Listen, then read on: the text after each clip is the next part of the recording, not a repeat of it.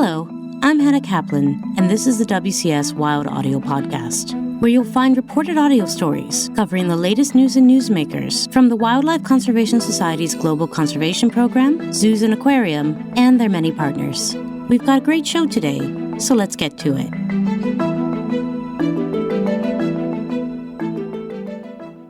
Small-scale fisheries are the cornerstone of livelihoods and economies across the world, providing essential micronutrients to more than 4 billion people. What's more, they also employ more than 150 million people in the industry, the majority of whom live in the global south and are most vulnerable to the impacts of climate change. To learn more, Hannah Kaplan sat down with Hoyt Peckham, WCS Director of Community Fisheries. Hoyt manages a team supporting 30 country programs as they work to achieve a more sustainable and equitable approach to managing our marine resources. To help fund his way through college, Hoyt Peckham took on an unusual part-time job, diving through freezing waters to collect sea urchins. Noticing a decline in catch size, Hoyt joined a research team looking into the link between overfishing and urchin reproduction rates. But when Hoyt's team shared their findings with the Maine Urchin Harvesters Association, who partially funded the study, they were shocked by the response. And I was astonished by the reaction. They asked us to basically bury the results. We eventually were able to publish that work, but yeah, it was an eye-opener. Hoyt was struck by the stark contrast to the Maine lobster fisheries, which remain stable and lucrative, and in which fishers actively manage resources with their great-great-grandchildren in mind. Permits were tightly controlled and effort was tightly regulated. Lobster fishing was stable, lucrative, relatively predictable, safe. If you have a fishery that's open access, the incentives are such that it pays for a given fisher to fish until she or he catches the last fish. And that was very much the case for the urchin fishery in Maine in the 1990s. This contrast in management techniques was first-hand experience for Hoyt of the value community fishers could provide not as threats, but as stewards. We talk about them being small scale, but too big to ignore and too important to fail. Fishers are the most numerous ocean users around the world. They usually know the most about coastal ecosystems, more than anybody else out there. Of course, you have scientists who focus on specific facets of an ecosystem, but fishers are living it every day. What's more, Hoyt cites the fact that coastal fisheries are complex socio-ecological systems. When coastal fisheries fail through overfishing or destructive fishing methods, they can have profound ecological, social, and economic ripple effects. The social and economic side of a fishery is inextricably entwined with the ecological side. We think now not about just conserving, for instance, a coral reef. We think about securing the social ecological system that is built around a coral reef. And when fish stocks fail, the knock-on effects can be devastating.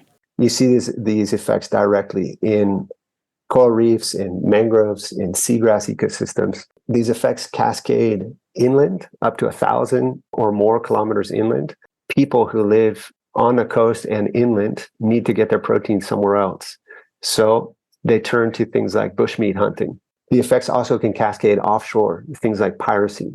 Working in partnership with communities to enhance and secure their fisheries, says Hoyt, is a unique opportunity to support their climate change resilience by reversing environmental degradation. Hoyt gives the example of a WCS project based in the Chocó province of northwest Colombia. Afro-Colombian fisherwomen who are called piangueras because they fish the piangua, which is a mangrove clam. These women have been facing sharp declines in their catch. They'll go by canoe up into these mangrove channels, and then they wade in the mud at low tide and collect these piangua clams that are usually fastened to the really complex roots of the mangroves. But as catch rates began to decline, fisherwomen were driven to cut mangrove roots, which serve as nursery habitats and as a form of carbon sequestration in the search for clams. This was identified by our colleagues at WCS Colombia, in particular Paula Mejia and Catalina Gutierrez. And Paula led an effort to engage some of these piangueras to help identify what was going on with these populations. In a series of workshops, The fisherwomen combined their knowledge of clam reproduction with monitoring data contributed by WCS staff. This local knowledge of clam population change was critical to the success of the project. Paula and her team were pleasantly surprised because it turns out that they didn't need to take samples from the clams and send them out. The pianhueras already knew exactly what the reproductive status of these clams was. Based on this knowledge, they identified and agreed to several management measures, which, due to ownership from the community, didn't require enforcement. They chose to establish catch size rules that identified the reproductive season. They banded together and drafted a set of rules for themselves and their communities. And the councils codified those rules into a fisheries management plan. Paula and her team expect to see impacts in clam population size as well as mangrove forest health within the next several years.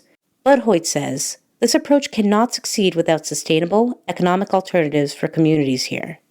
He cites Judy Nihosa, a single mother who supports her family exclusively through clam fishing.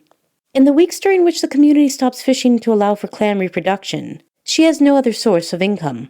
Stopping fishing during a 4 to 6 week period means that they have no way to feed their children. The point she was making was that no matter how much we want to do conservation, we cannot afford to do conservation if we're hungry.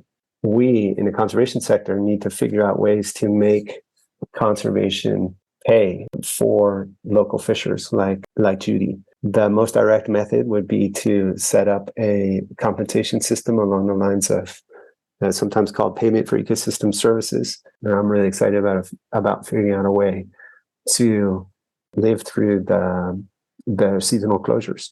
Looking ahead, Hoyt sees huge opportunities for environmental bounce back, where Indigenous peoples, local communities, and the human rights of fishers are prioritized.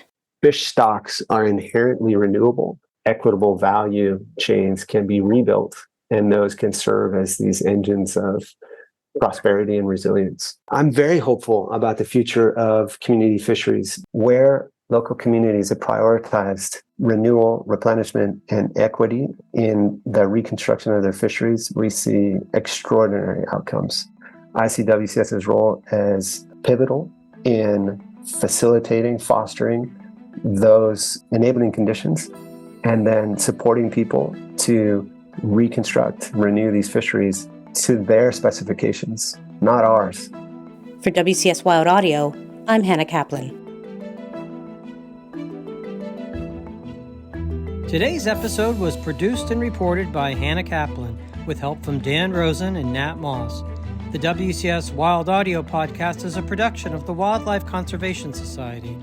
Please join us next week for a new episode, and don't forget to follow, rate, and review the show wherever you get your podcasts.